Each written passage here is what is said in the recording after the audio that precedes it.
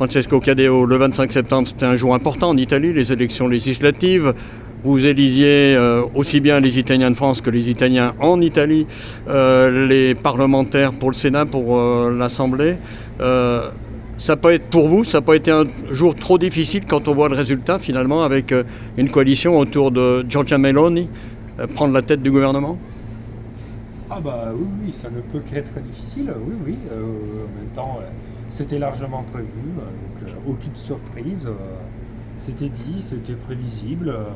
En plus, voilà, il y avait la coalition droite, extrême droite qui se présentait bien unie, soudée, alors que de l'autre côté, il y avait plusieurs listes qui se faisaient concurrence, j'aimerais dire comme d'habitude. Et donc, le résultat a été parfaitement conforme aux attentes.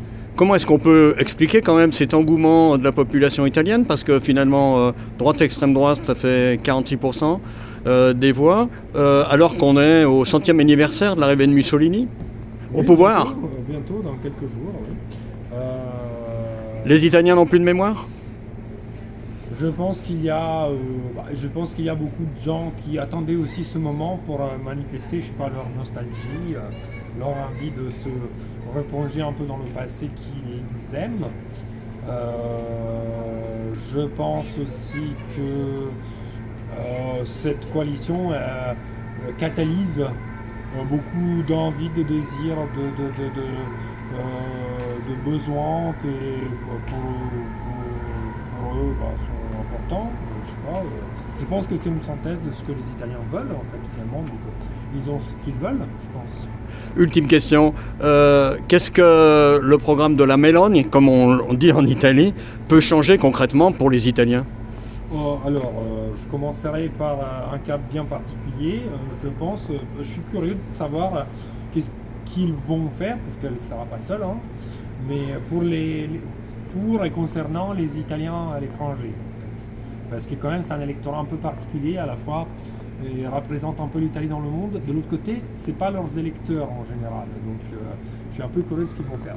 Pour le reste, qu'est-ce qu'ils vont faire? Je pense que les marges de manœuvre économiques sont plutôt étroites et qu'il y aura plutôt des coupures budgétaires au niveau du social, du revenu de citoyenneté, ce genre de choses, donc au niveau du social, oui. Je pense que le programme de ce gouvernement va se concentrer beaucoup sur les questions dites de société, donc on va voir du grand conservatisme au niveau des droits des femmes, au niveau du droit à l'avortement, au niveau des certains droits acquis, peut-être récemment, et qui vont être remis en discussion. C'est-à-dire que c'est travail, famille, patrie, religion qui va se mettre en application? Ah bah oui, je pense que... Surtout que dans la plupart des cas, c'est des décisions qui coûtent pas cher en fait, ou qui à la limite font économiser de l'argent. Pour ne pas assurer des droits, fait économiser de l'argent. Donc je pense que c'est plus facile à mettre en place que la flat tax qui va coûter par contre énormément et qui va aussi avoir des conséquences sur beaucoup de services gérés par l'État. Donc, on peut penser qu'il y aura un mouvement de contestation populaire, syndical ou autre, contre son programme? Alors je crois que oui, qu'il y aura des réactions. Après, comme ça a été souvent le cas et comme peut-être aussi ces élections ont montré, peut-être que les réactions contraires, opposées, les protestations ne seront pas coordonnées et seront toujours éparpillées, peut-être un peu corporatistes. Donc chaque catégorie va essayer de défendre un peu son business ou son statut.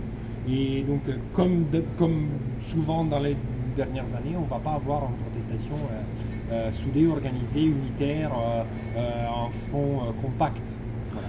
Est-ce qu'on peut penser, pour conclure, que cette situation italienne peut préfigurer ce qui pourrait se passer en France? Vous vivez en France depuis plusieurs années, vous connaissez bien la situation, et qu'est-ce que ça vous dit? Oui, après, l'Italie se prêtait plus que d'autres pays, hein, parce que la coalition n'est absolument pas nouvelle. Hein. En fait, la coalition qu'on voit aujourd'hui, elle dure depuis presque 30 ans. Elle existe depuis 30 ans, elle est là, c'est le même parti. Après, ils ont parfois changé de nom, mais on est dans la même configuration. Pour la première fois, c'est le parti fasciste qui a la majorité relative, donc qui peut exprimer le leader, et les autres c'est un peu cantonnés dans des rôles secondaires. mais la coalition n'est pas nouvelle. Dans d'autres pays, ça serait une nouvelle coalition, donc avoir à droite et l'extrême droite ensemble, notamment en France. Mais je pense que oui, c'est un modèle qui peut s'exporter en fait. Et je pense que dans la droite française, il y en a beaucoup qui commencent à dire mais pourquoi pas aller avec l'extrême droite et gagner les élections plutôt qu'être confiné 3e, 4e, 5e place en fait. Oui, je pense que ça peut se faire.